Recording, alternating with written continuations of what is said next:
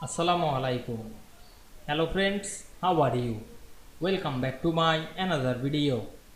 In this video, I am going to show you how to add border thickness to image in Affinity Publisher. Let's get started. Firstly, we have to open an Affinity Publisher document.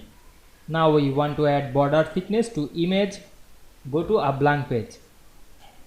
Then select the place tool. Then choose an image from our file and click open. Then place this picture to this page. Then select the picture. Then select the stroke color option and select any color.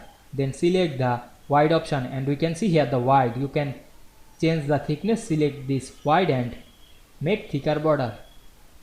You can increase the border thickness, otherwise decrease. Then click outside of the picture. Now we can see we change the thickness of picture border very easily. I hope you enjoyed the video.